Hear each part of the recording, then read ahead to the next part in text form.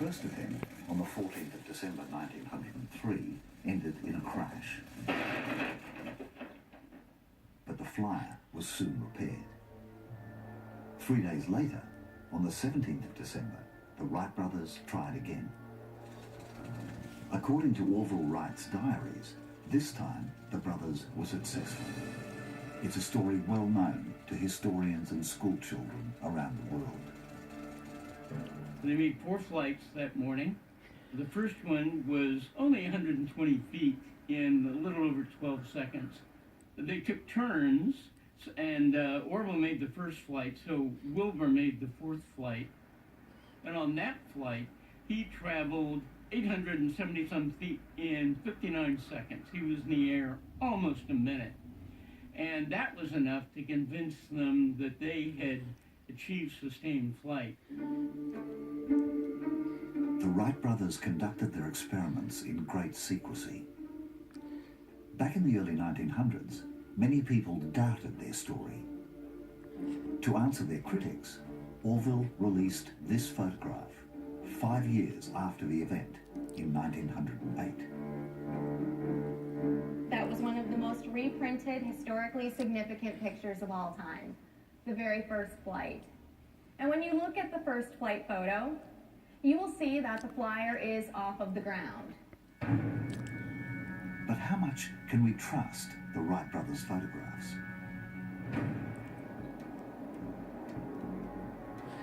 Visiting Kitty Hawk is aeronautical design and performance engineer Joe Bulmer. Bulmer is an expert in the secret analysis of foreign aircraft and reported to the US Defense Department, Congress, and the White House. He has discovered disturbing inconsistencies in the Wright brothers' photographic evidence. The Wright brothers had a criteria that unless you flew at least 1/10 of a kilometer, 328 feet, that you hadn't proven anything. In fact, Wilbur said that any flight shorter than 300 feet would be just a jump in the air and proved nothing, and he used the word nothing.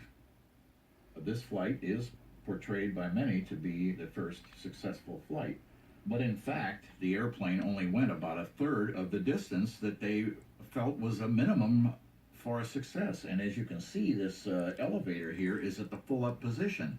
That was a problem because it was pivoted too far back and it would flop either one way or the other completely, and that's why Orville went up, down, almost hit the ground, went up again, and then hit the ground on the second time he came down. So this flight, really by the Wright brothers' criteria at the time, Nej, was Jenny. not a success.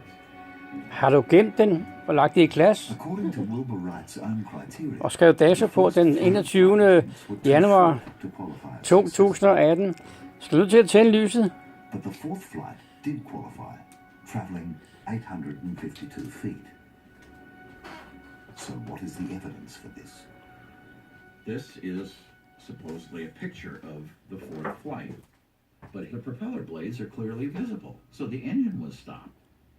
And the airplane appears to be either on the ground or within 1 foot of it. So this is at or very near the end of the flight.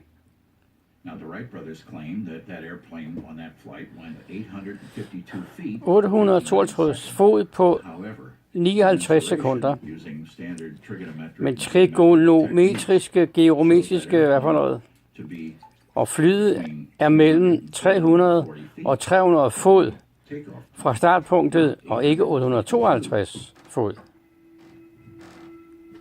Not only that, when we look at the picture in detail, we notice that the wing is bent with the tips a little bit lower.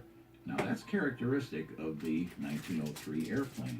But the next thing is that there are these 3 dark blobs on there. What are they? De 3 mørke klatter, hvad det for noget? Det er en gåde, står der.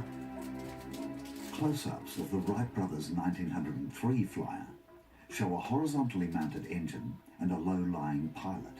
Nothing that would look like 3 blobs from a distance. In contrast, this footage of a Wright brothers 2-seat flyer flown in 1908 shows 2 people sitting next to an upright engine. 3 blobs from a distance.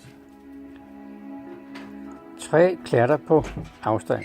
So these three blobs are much more consistent with the 1908 airplane than the 1903.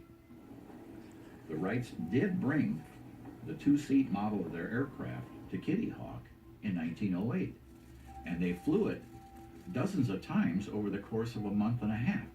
So I really am not 100% sure what I'm looking at here, whether it is in fact the 1903 shot. I don't think the photography by itself proves that they had success.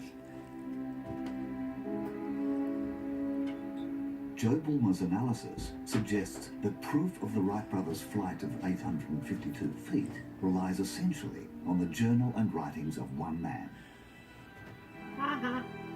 Orville. Må jeg tage et billede af dig? Du må ikke være rigtig klog, mand. Hvad er det for noget perversitet? Nej, det er jo bare for sjov. Det er jo for at se en reaktion, mand. Prøv nu at kigge på det der i stedet for Jenny. Han hedder Lawrence et eller andet. And how reliable were the people who claimed to be witnesses to what they did?